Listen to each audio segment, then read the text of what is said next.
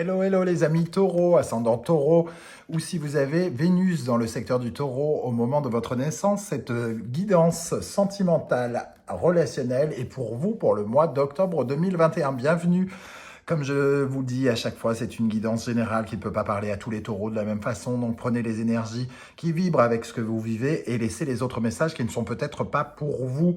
Je vous invite donc à faire une lecture intuitive de ces énergies par vous-même et de voir les messages qui en ressortent. Et vous pouvez compléter cela en allant visionner les vidéos de votre signe ascendant ou du signe concerné par la présence de Vénus au moment de votre naissance. Voilà, je vous mets en barre d'infos les liens des différentes vidéos, des différentes guidances que j'ai effectuées pour le mois d'octobre, si ça vous intéresse, si vous ne les avez pas encore vues, ainsi que mes coordonnées, si vous désirez des renseignements pour des tirages personnalisés. On commence avec l'énergie du tarot Saint-Bolon. Et ici, on a une énergie de routine, une routine relationnelle où on a tendance à faire chacun ce que l'on a à faire et à ne pas changer un petit peu son mode de fonctionnement. Ici, c'est toujours un peu la même chose. On fait ce qu'on chacun est un peu de son côté, un peu comme si on était affublé à certaines tâches, chacun de son côté, sans avoir le temps vraiment d'apprécier le moment présent avec l'autre, comme s'il n'y avait aucun enthousiasme, un peu de situation d'ennui, de lassitude. On voit ce couple qui travaille de façon acharnée et qui n'a même pas le temps de se regarder.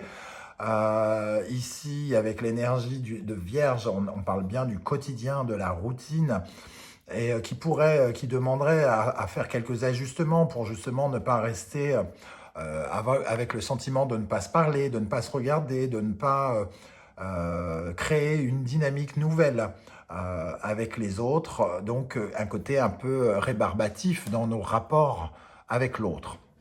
En dos de deck, nous avons cette carte où on est un peu comme sous verre, comme si on était un petit peu incapable de faire les choses, comme si on était en train de s'encrouter, j'ai l'impression, avec ces ronces.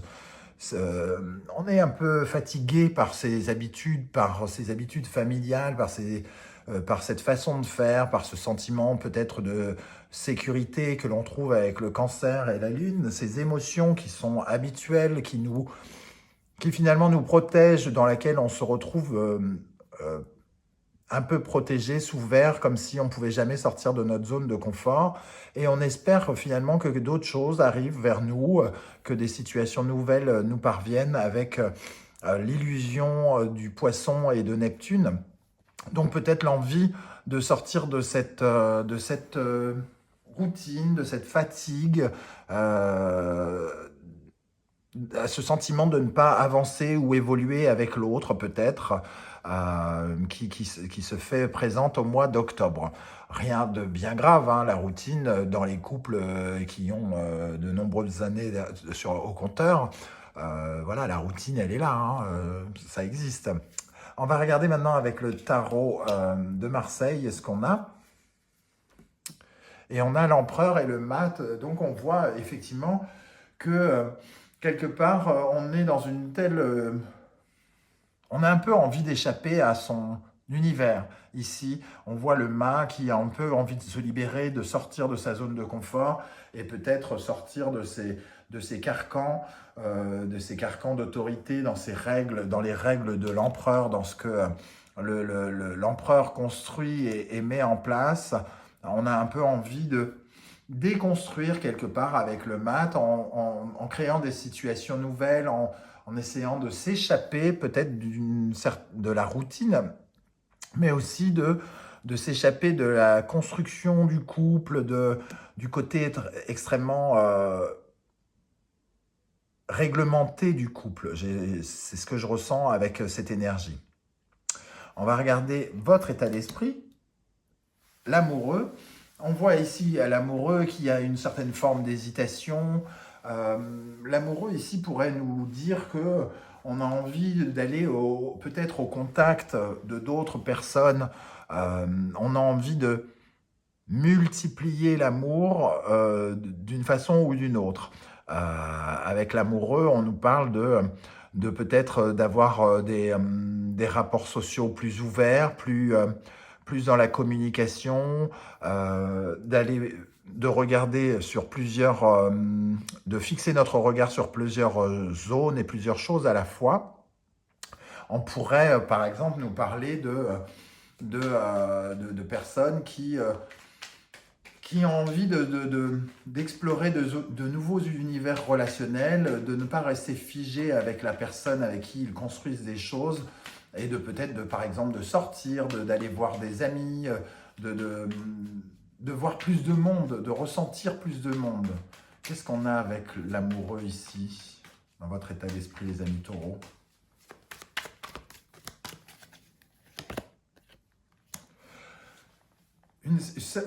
Quelque part, une certaine envie d'action, et de pouvoir agir, de pouvoir bouger, de pouvoir vous déplacer, de pouvoir être en synchronicité avec les signes de l'univers, être davantage à l'écoute, être plus dans la perception des choses, plutôt que dans une certaine forme de routine où on n'a même pas le temps de ressentir les émotions, de ressentir ni la joie, ni la peine, ni quoi que ce soit. On est dans un truc où on est, entre guillemets, comme dans un travail routinier. Et ici, on voit qu'on a un peu envie d'action, on a envie de quelque chose qui bouge, qui fasse bouger.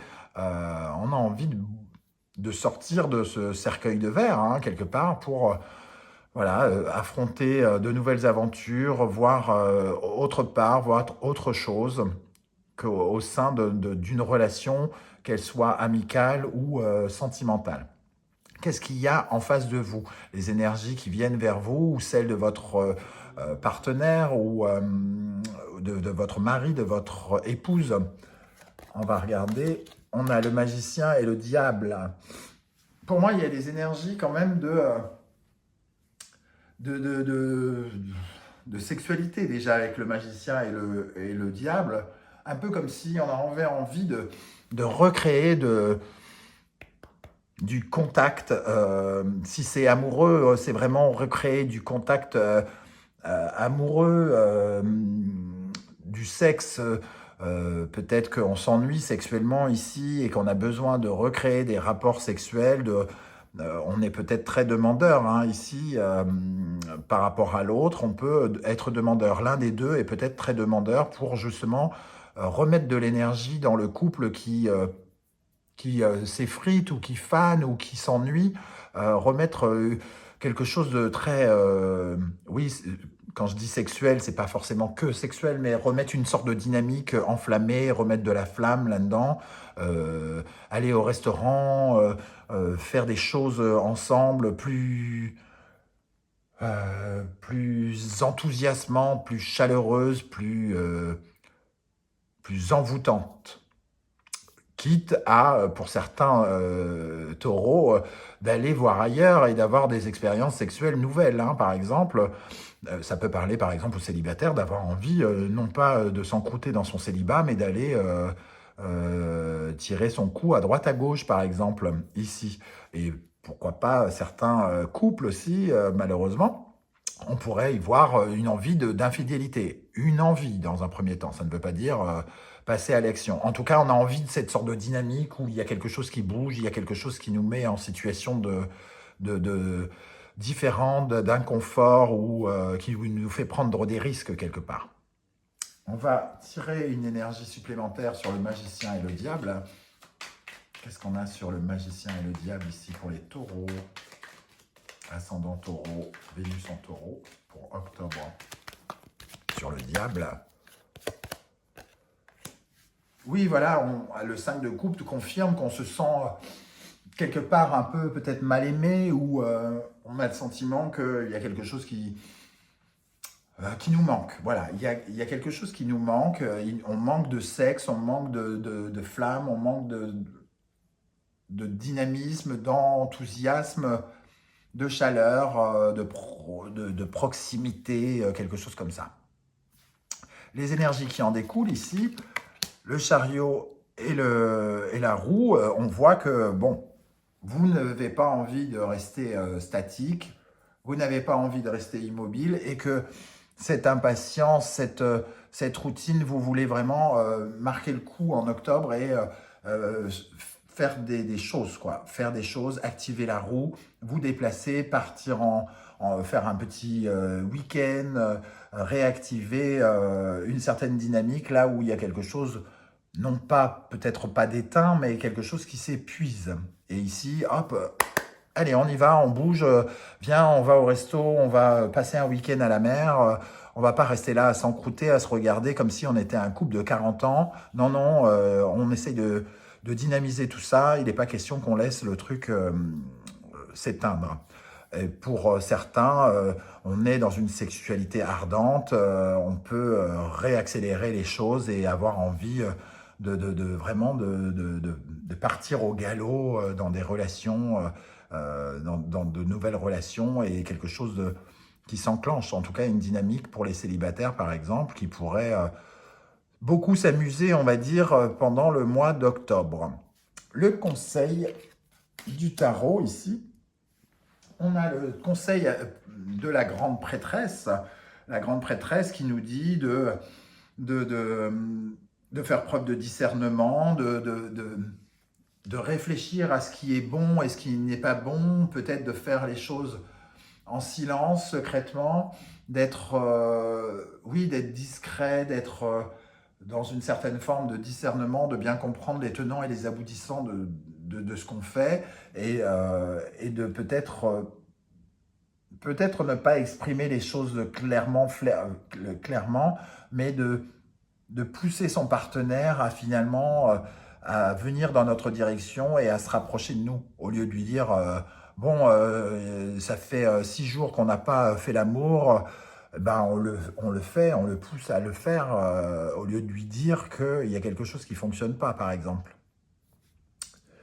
Et en conclusion, nous avons l'ermite et tempérance. On voit que dans le couple, en tout cas, il y a quelqu'un de peut-être un peu plus ouvert que l'autre, un peu plus tolérant que l'autre, et que le mouvement, c'est quand même l'un des deux qui l'opère. L'autre est un peu dans sa grotte, et un peu dans une situation de repli, non pas de solitude, là, dans ce cas de figure, mais plutôt... oui, quelqu'un qui s'encroute et quelqu'un qui veut rééquilibrer la situation et qui essaye de remettre un peu de sérénité dans ce couple. On va regarder ce qu'on peut dire de plus sur cet ermite et tempérance. Qu'est-ce qu'on a avec l'ermite et tempérance ici pour les taureaux?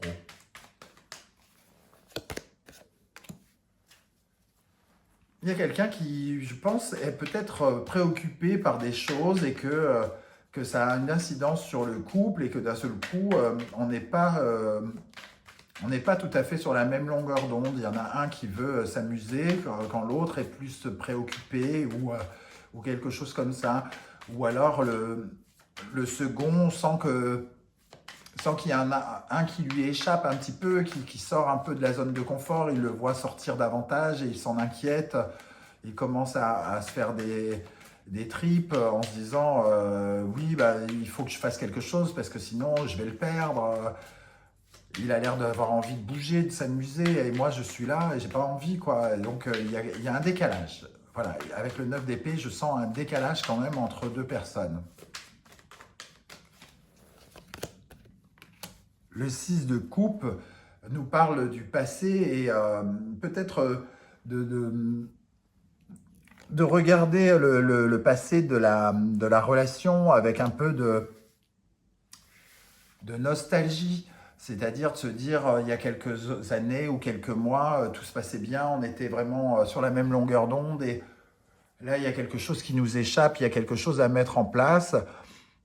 Tandis que un est prêt à passer à l'action et voudrait pousser l'autre à passer à l'action rapidement, le second a l'air d'être plutôt dans sa grotte, à essayer de réfléchir et finalement, d'une certaine manière, à une attitude qui fait, entre guillemets, à perdre un peu de temps quelque part, qui ralentit les choses, là où l'autre voudrait trouver des solutions rapidement pour pallier cet ennui, cette routine qui habite le couple. Voilà les amis taureaux, comment je ressens ce tirage. Je ne sais pas comment ça va vous parler. N'hésitez pas à laisser des commentaires. Je vous lirai avec plaisir et vous répondrai. Si vous avez apprécié ce tirage, n'hésitez pas à liker, à vous abonner à la chaîne et à partager sur vos réseaux sociaux. Je vous en remercie. On se retrouve très bientôt pour de nouvelles guidances et notamment celle du mois de novembre dans quelques semaines. Ciao, ciao!